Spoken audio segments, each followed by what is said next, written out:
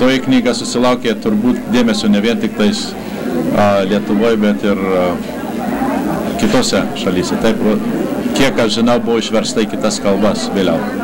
Taip, šita knyga tai iki šiol turbūt yra mano populiariausioji knyga. Ji buvo išversta į 15 ar 16 kalbų, o gal 16 tai kartu su originalu, reiškia į 15 kalbų. Išversta, pirmas vertimas buvo vertimas į estų kalbą. Estai pirmieji. Estai pirmieji išvertė ir išleido, užmiršau kaip ta biblioteka vadinasi, Lomingrodas. Bibliotekoje tokiai labai populiarioj ir gana dideliu tiražu, rodos, kad 18 000.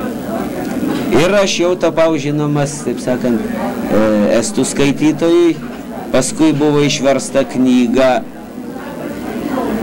turbūt į rusų kalbą, paskui į vokiečių kalbą ir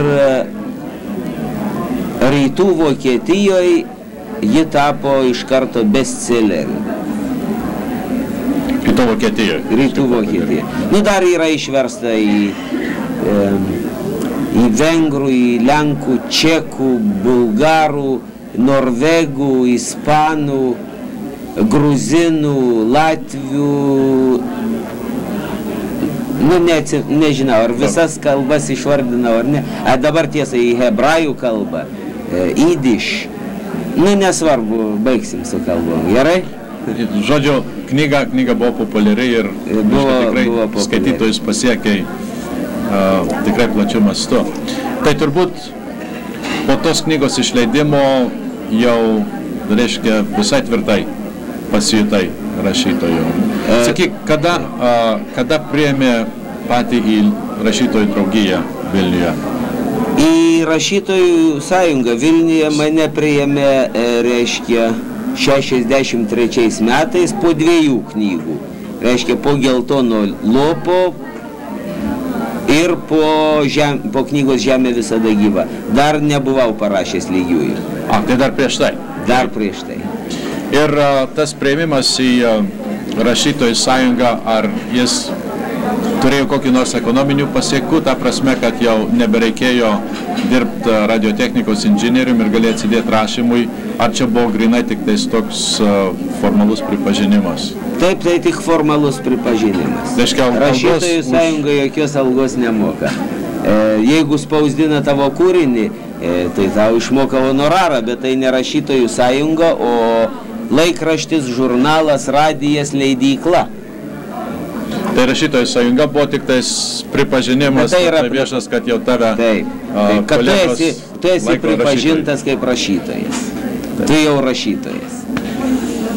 O man įdomu, ar visą laiką, reiškia, dirbai kaip inžinierius berašydamas, turbūt ne, turbūt jau... Ne. Aš dirbau, aš baigiau institutą 58 metais ir dirbau iki 64 metų pabaigos inžinierių. Paskui ten biški, taip sakant, nesvarbu, tas susirgęs buvau, pertrauką pats, paskui jau aš, taip sakant, nebegrįžau į šitą darbą.